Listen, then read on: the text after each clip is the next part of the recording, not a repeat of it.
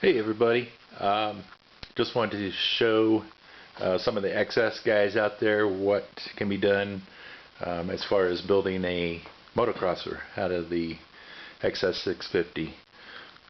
This is one that I finished up here recently. It is a 1974.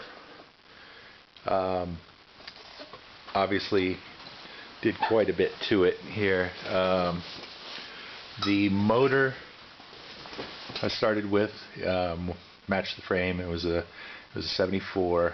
I put on the dual Makunis, did a slight port job on the head, new bore and pistons, bearings throughout, seals, gaskets, all that stuff. One of the biggest improvements and changes to the motor was that I put in a magneto system. Because it's a motocross bike, I obviously don't need an electrical lighting system on it, so all I need is ignition. And so what I used was out of Italy here, these guys from EMP make a really nice kit for these XS650s, which, let me grab a screwdriver here and I will pull this. But what it did was replace the entire stock electrical system with their system. Surprisingly affordable. This cost, I think with the exchange rate, was about $375, somewhere around there. Has some added benefits as well. From if you look in there, you see you get the plate, you get the internal rotor. The internal rotor there alone, put it on my scales here, and it dropped 50 ounces off the end of the crankshaft. Huge on rotating weight there. So I have taken this thing out for a ride, and believe me, there's so much rotating mass in these XS650 motors that all that did was help. Some people say, well, maybe you're not going to be as torquey. Maybe as a motocrosser, it's not going to have the low-end grunt kind of thing. No, that's not the case at all. If you've ever had these motors apart, you know how heavy the whole rotating assembly is there. So 50 ounces off the end, that was awesome. That comes up here. They provide you with a coil. I'm trying to remember where I hit it. Oh yeah, I put it over here. A little CDI box there, and a coil that I tucked in front of the seat here with your plug wires just up to the head there. But I really like that system. If you buy one, use the instructions that come with the unit itself. Don't use the online instructions, they're backwards. And don't expect a lot of customer support from EMP, because you know, the language barrier and all there makes it a little difficult to deal with sometimes, unless you speak Italian. So I used a SR500 rear wheel, Preston Petty plastic. This is a obviously a YZ100 tank from a 78, I believe.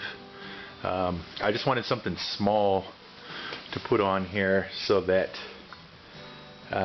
you know, it was very unobtrusive and all this.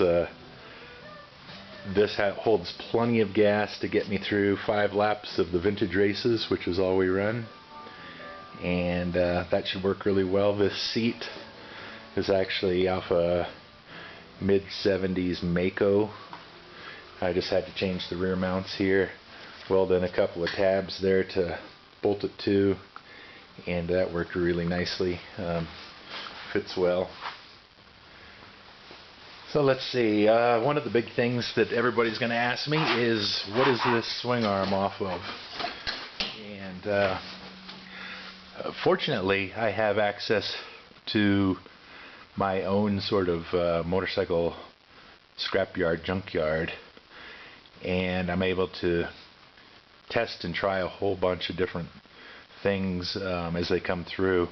And what this swing arm is from, which I've never seen online anybody mention, maybe because they're not that common of a bike, but this is from a 1981 DR500 Suzuki, and the spacing for the rear for the shocks is just a hair under stock.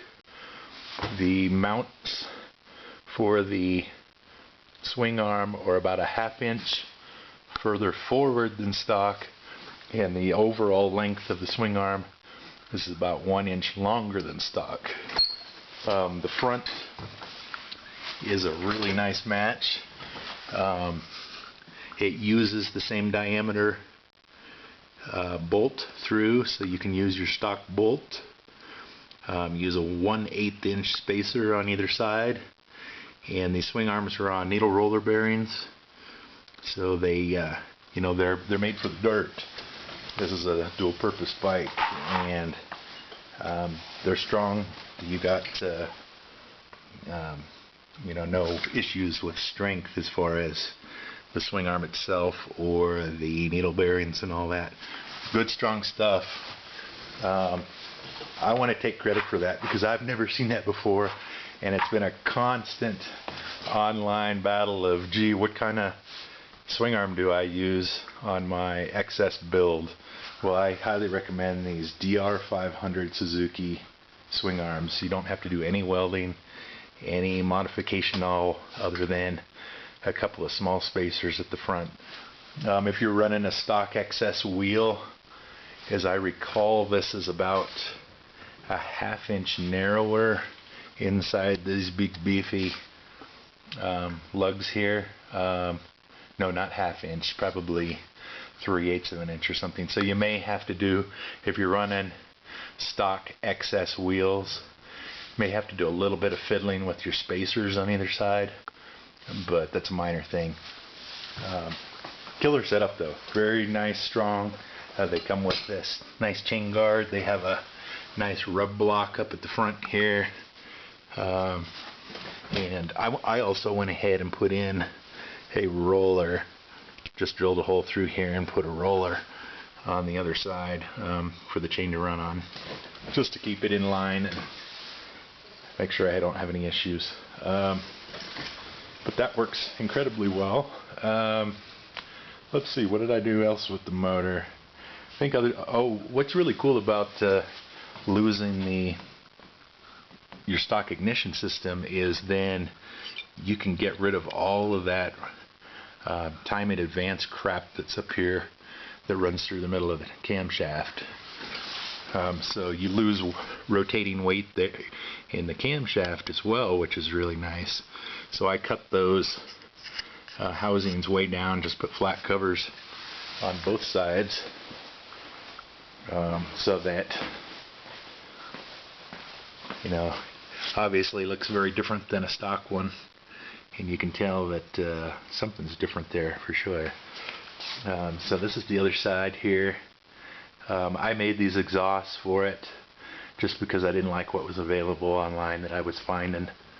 I wanted something that tucked in tight, and I made these little what I call resonators on the end here. It has an outlet on the bottom, but that quiets it down a bit. It helps. Doesn't make it quiet by any means, but for the tracks where there are noise issues, that'll work. Let's see, I put Ceriani forks on this. Nice vintage pair of Cerianis. And let's see, to do that, fortunately these Cerianis, the triples here accept the diameter at the bottom of the stock XS steering tube here was exactly right, so they clamped in. Top was exactly what I needed thread wise. Got really lucky on that, made it super easy to convert from stock XS to these Cherry-Anis. I'm running a Montesa 21-inch front wheel here with a double leading shoe. I don't like this brake setup here I've got right now.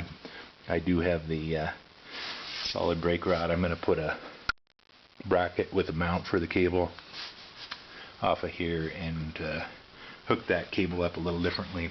I mean, it works, but I just don't really like the setup. So that has a little air intake and all that. I know the lighting's kind of weird. We got a lot of snow here right now. I'm in Colorado and it's about, I don't know, 4 below zero, something like that right now. So it's a cold day, snowy day outside. I'm just running, I made just a small air box back here out of aluminum, and I'm running the double unifilters there. Let's see, had to modify the foot rests a little bit so that they were a little bit higher than stock, and I'm running 13.5-inch shocks on this one. But it's a really cool build. We got several guys here in the Vintage Motocross Club in Colorado